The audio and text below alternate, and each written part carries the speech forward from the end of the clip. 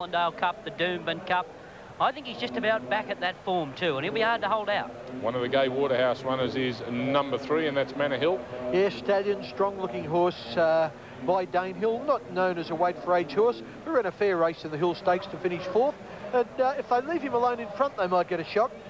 John O'Shea's having a good day here at Randwick. Darren Beebman rides number 4, Bedouin. This would have to be the most improved galloper in Sydney. His last run at weight for age was an absolute beauty behind Dress Circle, racing in the best form of his career. Won't be far away at the finish here. Number 5 in the Craven Plate is Forest Jim. Danny Nicklick on board. Yeah, I was just looking at him when he first came in the enclosure, Simon, and he certainly looks a treat. He's trained on really nicely. But his best recent run's a second in the Tats Cup in Brisbane behind Captain Tess. But I don't know if that's good enough to win in this company. Number 6, one of the other Gay Waterhouse runners, ridden by Lenny Beasley, Spillway. Yeah, he's always picking up a check, but he finds it hard to win these days. Carnegie Express stepping out from the new stable of David Payne at Randwick. He's number 7. Yeah, first start for David Payne. He's only had one run since March. Now, he was a top-line 3-year-old with Gay Waterhouse.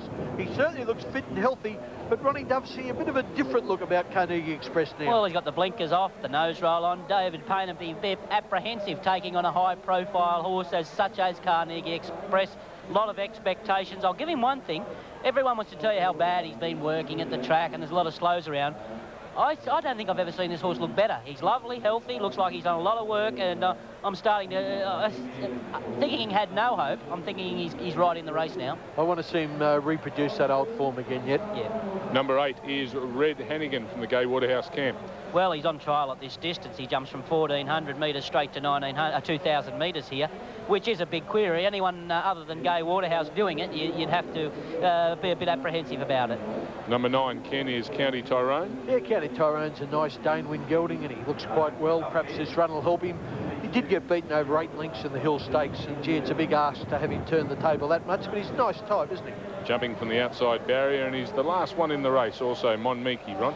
Yeah, I tell you, this is the Queensland Oaks winner, and she's needed recent racing also. Big, strong type of mare.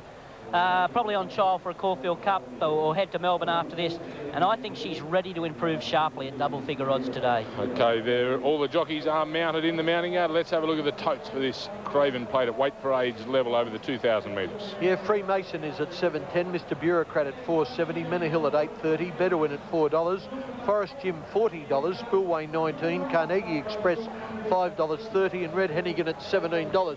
It's often a good race for the Melbourne Spring as we looked at these last two. County Tyrone at $25 and Monmeki at 10. I remember backing Saintly in this race in 1996 before he went to Melbourne and won the Melbourne Cup and the Cox Plate. And Ronnie was beaten in this race by Adventurous. That's exactly right. It can throw up a nice horse. Okay, well, there's Carnegie Express on screen. The trainer of Carnegie Express, new trainer, is David Payne. Earlier, he spoke with our own Tim Sheridan. David Payne, you spent 30 years training in South Africa, in Durban, and you've just moved to Australia. What are your first impressions as a trainer? Very good. The competition's very fast-handed, and look, it compares with anywhere in the world. So Carnegie Express today has his first start with you. How is the horse? He's very well. I'd like to have had a run under his belt, but I've given him enough work to be competitive today. Now, you've made some gear changes too. Well, you know, I looked at him when he ran in the Derby, and he was pulling very hard, and I think that's what cost him the race. So if we want to go for the Melbourne Cup, that's why I've decided to take the blinkers off to relax him a bit. You've stepped him straight up to the 2,000 metres. Obviously, you think the horse is going pretty well. Yeah, he's going pretty well. I would like to have given him a run in between, but we had a setback with him. But I have put the groundwork in, so I'm quite confident he'll be all right. On his 3-year-old form, David, he's probably the class horse in this field, would you think? Yeah, no, definitely looking at his past form. Can he produce it today? I think so. He's well, and he's fresh, so I think he'll run well. David, thanks. Welcome to Australia, and good luck in the Craven Plate. Thank you very much, Tim. Tim Sheridan there with David Payne, and well, class act, but you boys, you're not going with it. I'm going with Mr Bureaucrat. He's a most underrated horse. I like the way he looks. 2-1-4. Mr Bureaucrat, Freemason, Bedouin. I like Mr Bureaucrat as well, ready to peak. Monmiki, look for a big improvement from her. Best back runner in the race, Manor Hill, the likely leader, number 3. Well, no one likes Carnegie Express. Does anyone like Carnegie Express out the back, Lossie? Well, they certainly do, Simon. In fact, just a couple of minutes ago, we had equal favourites, Carnegie Express and Bedouin, although Bedouin has now just moved ahead just slightly in betting along the rails. The other ones, probably the best back runner has been Manor Hill for Gay Waterhouse. It's into third favourite in betting. Mr. Bureaucrat's been drifting, so too Freemason. And another one of the Gay Waterhouse stable, if you're looking for big value already, even though we're only up to race 5, Red Hannigan. There has been some specking for it, so if you like something at a big price, that could be the one in race 5, which comes up after the break on Epsom Day at Randwick on the Widewater Sports.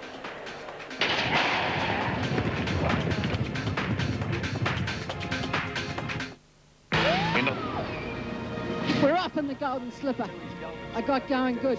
The very important thing is to follow a horse that you know that can win the race. You mustn't be wide in the race. You must get across near the fence. That's very important. If you're wide, you cannot win. It's just impossible. For the first 400 metres, they go very, very fast. The main thing is not to get too far back, but to be at least midfield and close to the fence. You turn for home and nothing else matters apart from winning. There's only one thing to win the 1993 Golden Slipper. They straighten up. You're still a bit behind them, but you want to get going now. From here on in, you've got to chase everything. Nothing else matters. We're 200 out. We've got them covered. Every win over in is going to win here. Hopefully it'll be the same. An amazing feeling. You're going to the line. You're going to get up. You're going to get up. And you've got up. You've won. Unbelievable. Yes, RS Dye, a great part of our coverage here on the Widewater Sports. I think it was 1993, the tactics for the Golden Slipper he was telling us about. I thought his horse was under a touch of hard riding and not making ground, to be honest. I tell you something, love him or hate him, he always makes headlines, Slippery Dye. Just lacks a bit of confidence, that's all. Well, I tell you, a great mate of his who lacks no confidence is Greg Hall, and he's over there behind the barriers for the Craven Plate. How'd they go round, Gregory? They've all come around beautiful. I was very impressed with that horse, Carnegie Express. He's just walking around like an old 2-mile. He's nice and relaxed, and the top two look great. Freemason, Mr. Bureaucrat, he seems like a decent-sized horse. He seems to be carrying plenty, but Ronnie would know more about that than I would. But no, Carnegie Express, he's impressed me a hell of a lot round here. Yeah, he always looks fairly big, Mr. Bureaucrat. He's had the 3 runs in, but he carries condition, Ron, doesn't he? Oh, yeah, he races like a big fat pig. That's just him, you know. Yeah, exactly, and this is another pretty gross horse, Manor Hill. Greg, the Manners horse called Forest Jim, how's he handling things around there? Yeah, he's all right for him, mate. He's a bit of an airhead at times. I think I might have to jump off this pony and show him how to do it, because he is can be a bit of a handful, but... Yeah, look at him. He is playing up a bit there, boys. But that's not unusual for him, so don't be too concerned about that. And if he puts it together, he's a good galloper, that horse. He's always been a barrier rogue, but they seem to have at least settled him a little bit. Yeah, take but the jockey off and get him in. He's not over the top, though. But they're all going in now, lads, and there's 3 or 4 to go, but expect a good race. And I will say this, though. I think we're going to see a bit of fun and games in the big one, because this wind has come up very strong and it's severe into the straight, so they're going to come into a huge headwind, these boys. OK, thank you, Greg, and interesting foresight. With that horse, Forest Jim, he's trained by Barry Miller now, a very, very good horseman. He'll know if there's any tricks to the horse, and he went in pretty good today, I thought. That's Carnegie Express. Patrick Payne rode the last winner, Royal Perler, in the Group 1 Flight Stakes, now attempting to make it 2 on end on Carnegie Express in the Group 3 Craven Plate. 2 to come in. Interesting runner, the filly in pink there, or the mare now, Mon Meki. As Ron said, she's probably on the Caulfield Cup path. There she is. She won the Queensland Oaks in the winter at very, very big odds. $51 she paid and arrived in time. Last year, Ethereal won the Queensland Oaks and went on to Cups Glory in the spring in both the Caulfield and Melbourne Cups. Latest market move is Carnegie Express, clear favourite on the tote at 360, Bedouin 470, Mr. Bureaucrat 580, Manor Hill well supported 830 into 680, Freemason just out of touch but still at $8.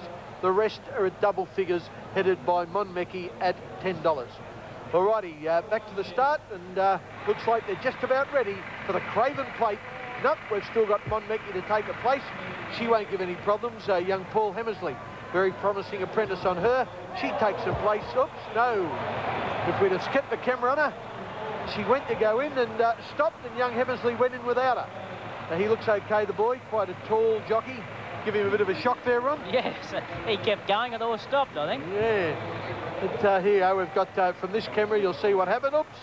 No, I don't want you on top. She bent her neck, but luckily young Hemmersley, tough young rooster, used to play plenty of football when he was down here at Randwick High School. Now she's in the barrier, Monmeki. Young Hemersley remounts, and Terry Bailey's ready to call the Craven Plate. Here he is. They're all set. Red Hennigan standing well. Monmeki is a little distracted by that incident, but she stands up well now. Spillway, Carnegie Express. Runner-up in the Derby, back in the autumn. Starter holding them. County Tyrone against the side there, racing. Manor Hill fast away near the inside. County Tyrone began pretty well, and Bedouin showing speed. Spillway given a dig in the ribs with Red Hennigan to go forward. Forest Jim latching in behind those with Mr. Bureaucrat inside of him.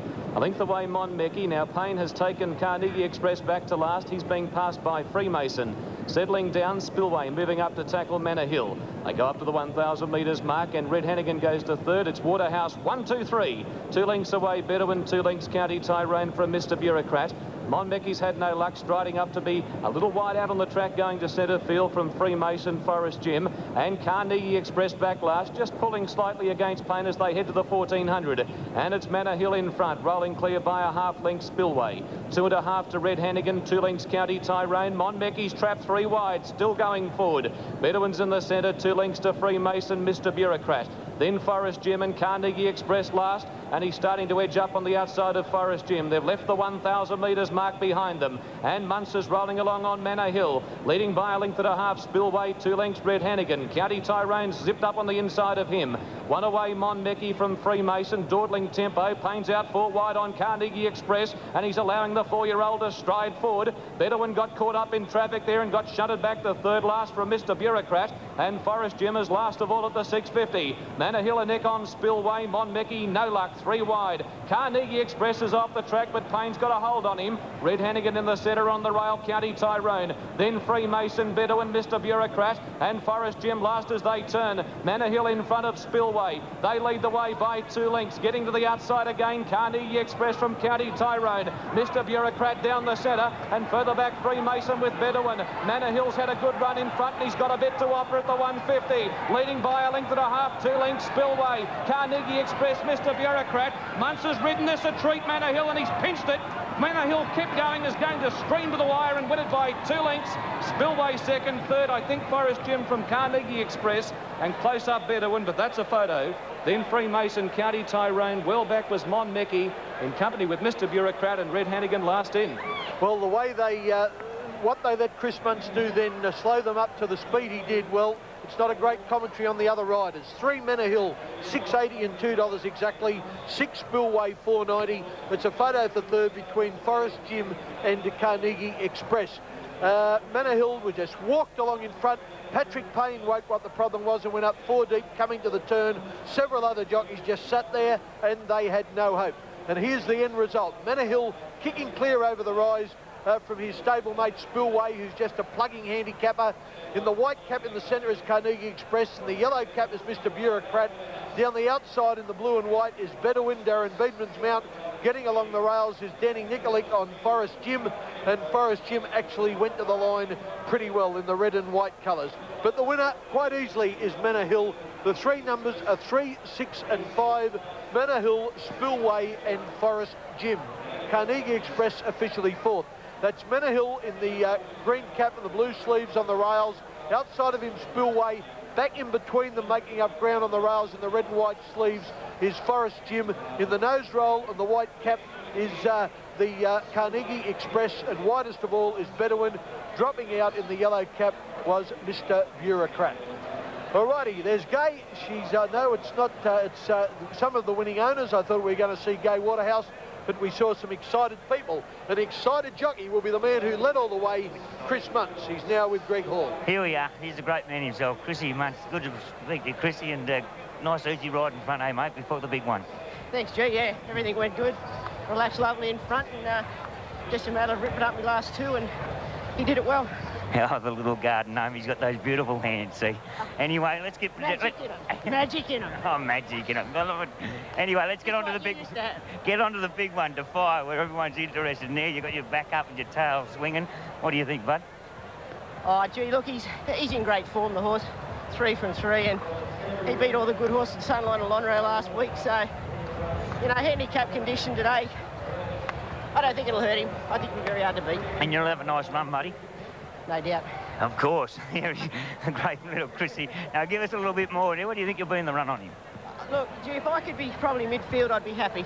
All right, buddy. There's the great man himself, Chrissy Muntz, the little garden gnome. Back to you, boys, and we'll catch him later after the big one, hopefully. I don't think he'd be too keen on being called the little garden, no? He's got a sense of humour, Chris. He's might be short in stature, but he's a pretty good rider, Ronnie.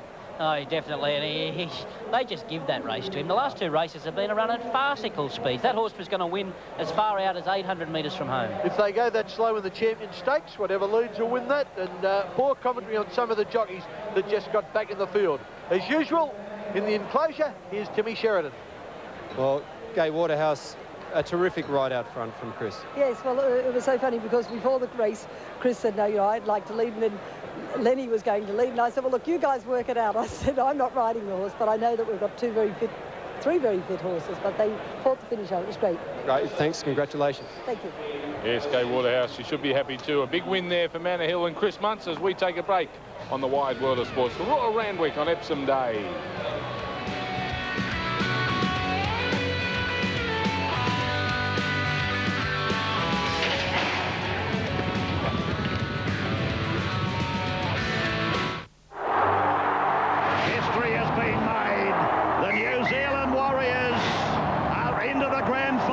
This Sunday night, live and exclusive on Channel 9, experience the spectacle of Rugby League season finale with coverage of the big day from 3 o'clock. Then at 6:30, the Premiership decider.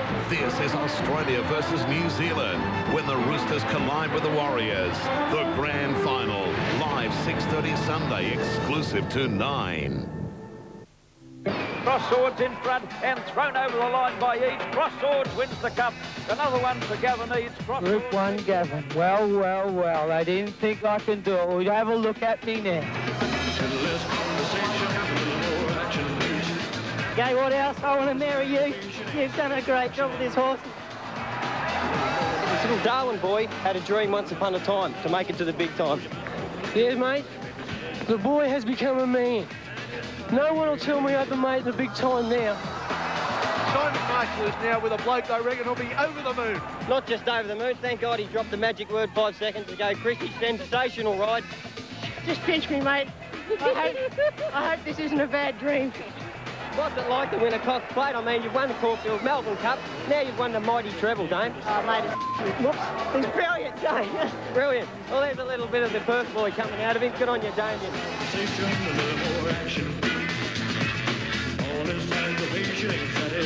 There's some great times over the years with the clerk of the course. Simon Marshall, of course, was with us for a long time, but he's actually back riding now, which is fantastic to see. Yeah, it's a pretty big diet because a few nights when we went away to carnivals, he knocked over a lot of crownies and had plenty to eat. I'm amazed that he got back to the right weight. Well, he won't be knocking over those crownies now. Let's just take a quick look at the Craven Plate dividends. Can he take us through them? Yeah, Manor Hill, $6.80 and $2, very well supported in the betting ring. Spillway, his stablemate, paid $4.90 the place, which goes to show you how farcical the race was. And Forest Jim third paid $9.60 for the place. Okay, fellas, a question without notice. Since you've been working 29 years of yours on the Wide World of Sports, Kenny, what's the best horse you've seen?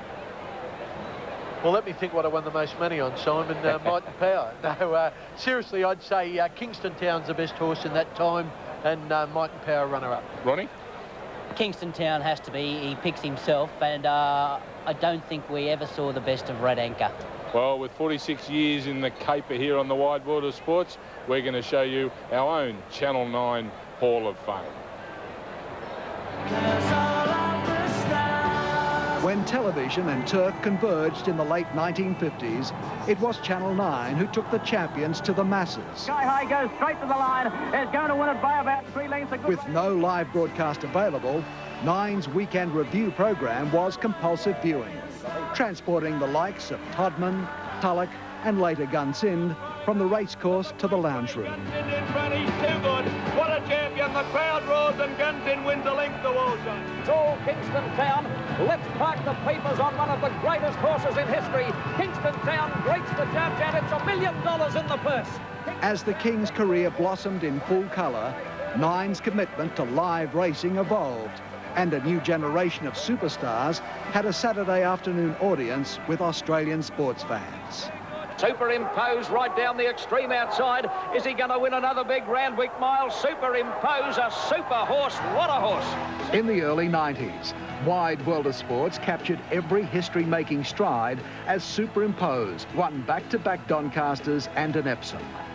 But his bid for a record 4th consecutive major Randwick Mile looked forlorn as the 1991 Epsom Field headed for home. I wrote him off. He was last of 20 as they came around the turn. They just don't win from there.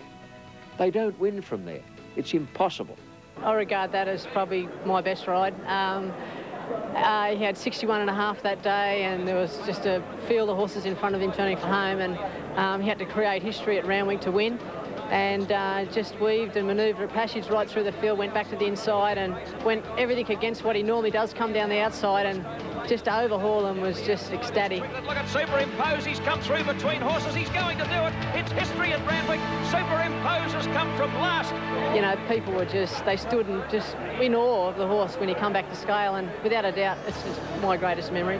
Our Maysky now goes up into grade 15 and they're off in the Cox Plate. To the spring of 1995, and Australasia's greatest weight for age race was a coming of age for a striking black colt called Octagonal. Octagonal is just the leader. Mahogany coming again on the inside. Octagonal and Mahogany. Octagonal, Mahogany are coming to the line locked together. It's a fantastic finish. Octagonal. A Cox Plate secured, Octagonal chased Racing Immortality over 3 gut-busting weeks of the autumn of 1996. He won the Rosehill Guineas and then the Mercedes Classic.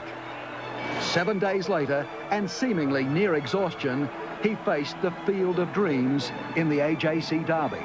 Octagonal was seemingly beaten as far from home as the 1,000 metre mark.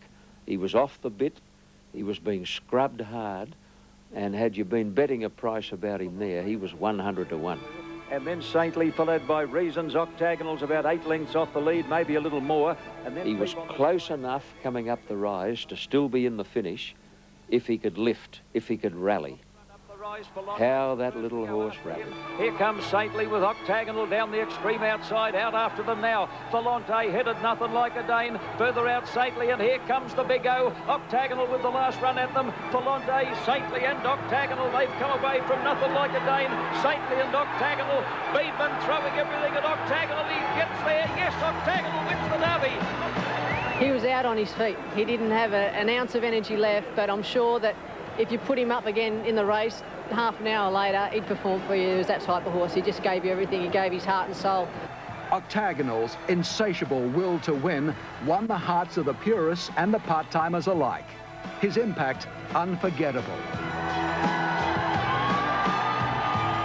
Racing, like all sports, lends itself to the big days, and different things amaze you. Like when Octagonal won at Rosehill on the Golden Slipper Day, and he won the Mercedes Classic, Jack and Bob Ingham, who are hard-nosed businessmen, they used to run away from television interviews a few years before that, and here they were, high-fiving people along the fence of Rosehill. I found it hard to believe. The public's love affair with Octagonal culminated in an emotional Randwick farewell. But as one superstar made his exit, another arrived in devastating fashion. A long way back, but Mighton Power well clear. 150 metres left to go. He's 6 lengths ahead. Marble Halls along the inside. Istedad in the clear. Doremus down the outside, finishing on strongly, but Mighton Power has bolted in with the Caulfield Cup. Within the month, Mighton Power had completed the Cup's double. But trainer Jack Denham still had a life's ambition unrealised, to win a Cox Plate. Yeah, that's my ambition. If you could to win the Cox Plate, that's all I want. Well, that was my next question, Jack. You've done it all. Golden Slippers, Melbourne Cups. Is this the one you really want? That's the one that's got away, John. Saintly coming at Volante. Saintly and Volante saw nothing in it. Saintly or Volante. With Volante robbed by the nose of Saintly in '96 and the inside passage of Dane Ripper a year later, Denham's time was due. And the pupper gets to work on the big champ, and it's Mighton Power, the leader. That's what I had to go out and do that day, was dictate the race and the champ just took me home the rest of the way. And I recall turning for home, I could hear the crowd cheering, and I just head down, bum up, and went for home. Power comes around the home corner, the leader. He's kicked out by 2. Northern Drake is chasing home hard on the outside after the leader, and Tycoon Melody battling strongly. It's Might and Power, the leader. Northern Drake a length and a half away, coming home, but Might and Power, the big champ, the king, joins the race of the turf, and Might and Power's won it from Northern Drake. When I went over the line, I thought of the 3 races, the 3 majors, winning on the one horse for the same owner, and trained by Jack Denham. To win the 3 for one trainer, one owner was something I'll probably never be able to do again. A year on, the Cox Plate heralded the arrival of a champion mare. Sunline with a mighty lead, though. She's 4 in front. Tyler Knott gets to second from Sky Heights, and then Testarossa. Sunline clear. Tyler Knott starting to make late ground, is rallying, but Sunline will hold on and win all the way. Racing career of Sunline continues this spring. Whatever the outcome, this racing generation has been privileged by her presence. When a good horse came along, we had the kind of program that could put him up there on a pedestal, and hopefully to this day people remember the deeds of those great horses that were seen on Wide World of Sports.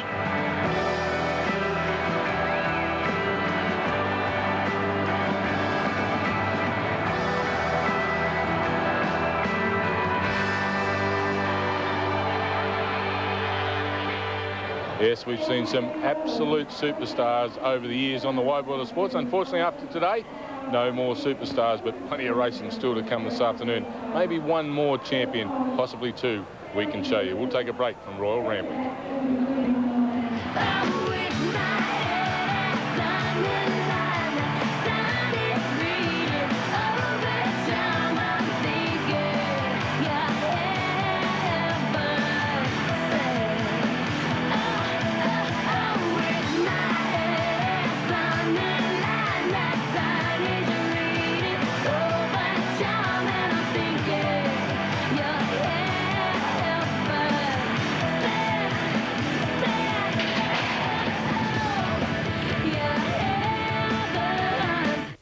Of sports, it is Epsom Day here at Royal Randwick, and this is Sydney's Springfest, a race day party where punters get all dressed up and rub shoulders with celebrities like Sharon Godella, who's under this beautiful hat. Sharon, Epsom Day, only one question. What's your tip? Oh, well, I've got 2 tips, actually. Accelerator, number 6, because I think it's got a bit of speed behind it, and Make Me a Miracle, because I could always actually do with a miracle, so why not? Not a bad party, this, is it? It's fantastic. I can't believe how many people are here, and the weather's just divine, and got to be happy about being here. It's great. Yeah. Enjoy the day off. Thank you, Bossy. From the Wallabies rugby union side, Stephen Larkham, enjoying the day. Your tip for the Epsom? I got a good tip off my good friend Alan Finnegan. He reckons that Gordo will get up today. So Finnegan is the master. He is the master. A couple of stars from the world of rugby league, from the Cronulla Sharks, former internationals, Origin players, Jason Stevens and Matthew Johns. Jason, Trent, if you don't know them. Jason, the Epsom. Have you got a tip for us, mate? No, mate, I haven't, mate. All right, thanks, Jason. And Matthew, I remember you were one of our famous celebrity punters over the years. I remember that day. What a great day. I think we lost about $1 million. Exactly. In hospital that day. Send us out with a winner, mate, for the Epsom. Yeah, I like Defire. No doubt about it, but I don't think I'm... The big